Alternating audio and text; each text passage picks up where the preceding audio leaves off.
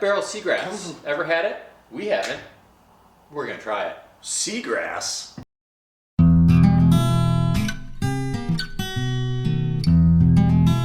So, welcome to the Bourbon Doctors. This is Chad. I'm Albert. And do you guys ever have bottles that you're curious about, but you're hesitant to try because you're like, I don't know. This one, it gets a lot of great reviews. It also gets a lot of hate. And so it's really a love-hate thing, but I also have never been a huge fan of Barrel because most of their stuff's about $90 to $100, which I thought that's insane for the stuff I've tried.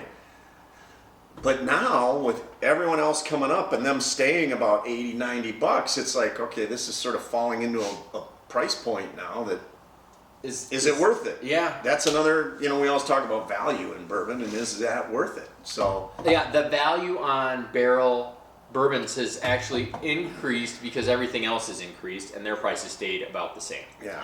So what we're talking about today is Barrel Seagrass. It's a rye. Neither of us are big rye fans, but then it's finished in rum, Madeira, and apricot brandy. So kind of a weird mix of things. None of those are good. It's like, I like rum. No, but rum finish we've had, and it's super sweet. It can be. Yeah, the ones we've had have been super sweet. Yeah, I've got a rum finish. The Foregate, I think, is rum finish, and that was really good. But Madeira is Madeira. I've never been excited about. Apricot brandy, I have no idea. It might be delicious. I don't know. So this, but are we going to love it or hate it? And the question is it one of those things? And I think when you get up to that level, when you get to that $100 bottle, $90 bottle, you do either love or hate it. Yeah. I mean, because here's what I'll say. I'll spend $90 on Booker's all day long. Well, because you know what it's going to be. It's consistent. I know what it's going to be. I have had some barrels that were pretty good. Yeah. I just didn't know, hey, is this at 90 the same as getting a Booker's? So the nice thing about this is 120 proof. Oh, is it really? Yeah. Come on, man, give me one. Oh, you want one of those? You poured two? Shit, you drinking them both? I mean, I can. All right.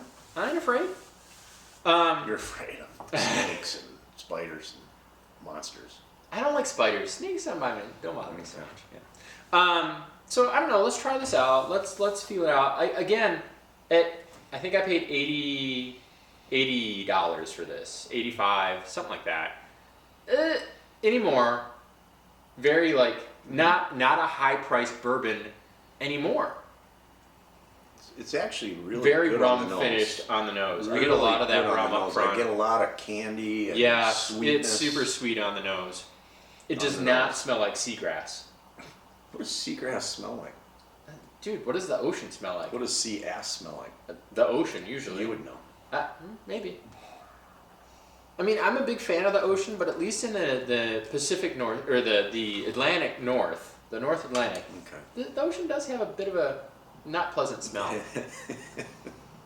It's like Fort Myers Beach after the hurricane. Yeah, maybe. When all the sewage Oh God, I can't imagine. That smelled like sea ass. It's rye. You can tell almost on the first taste. Very rye forward. It's got that spiciness of the rye. Boy, it's certainly coming with some heat, but boy, there's some sweetness to that too. The finish is really the rum and the apricot brandy really come through on the finish. I think. Oh, I like it. This is actually, I think, quite good. Mm-hmm. Yeah. I think this is a win, right? I think this is a yes, please. I do like it. I've had some barrels that I like, but I've just never. But yeah, so neither one of us big rye fans. Mm-mm. Neither one of us huge barrel bourbon fans. I've had some barrel products that I've liked, but I generally thought they've been overpriced. Okay, let me ask you that. Okay, go ahead. I think this is worth the price. I think it's delicious. I mean, we talk about the ryes that you'd like to drink. This is one I'd like to drink. Oh yeah. Mm-hmm. I think this is a win. Would you buy it again? Yes. Okay. I would. This is something fair. I would. And that's I think the big question is, hey, you've had it now. You got a bottle. That bottle's going to run out at some point. Yeah, at some point. It may take a while. It's going to take a while. Because you're going to go back to it now and then. But there's certain bottles that I have that when they're gone, or even when they're getting low, I'm like, oh, I need to get another one of those. Yeah. Is this of that bottle for you that you say, oh boy, I need to get another one of those? I don't know that this is one that I'll always have on the shelf. Mm-hmm. But this is one that I like. I would absolutely. Well, how did I pick it up this time? Right? I was at the liquor store and there was really nothing new or interesting. Nothing that I really needed for, the show or for my collection. And this was sitting on the shelf. What this has done, I think, is you still have 120 proof whiskey. Yes. This does not come across as 120 proof at all. It drinks well under its proof. No, and I think it's important to note that this is our first taping of the day. Yeah, and I think you take This is my first bourbon of the day, and it's still not coming off super hot. And you mellow it. You mellow it in the rum and the Madeira and the apricot brandy or whatever. I only get a little hint of that. What I think of as medicinal rye taste. It's there. It's there, but it's not as prominent as some as prominent. ryes. Yeah. I mean, some of the ryes are just like overpowering. Yes. But this is not. Now, I do think that there's those people out there who are, if you lean more towards a rye and not bourbon, right? To me, bourbon is a little sweeter. Mm-hmm. If you don't like your whiskey to be on the sweeter side, you may not like this. Because this does have a bit of a sweet finish. It does. I mean, it does not but drink. If you'd have told me this is 120 proof, I'd say no way. No way. But it is, and it's actually drinks quite good. Yeah, and you get some rum hints. I think I pick up a little bit of the apricot at the end. Where'd you get it?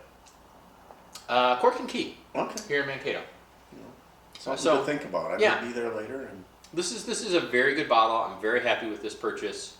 I think if you guys, for those of you who are watching, if you share some of our palates and how the bourbons that we like, this is certainly something to go out and check out. Yeah.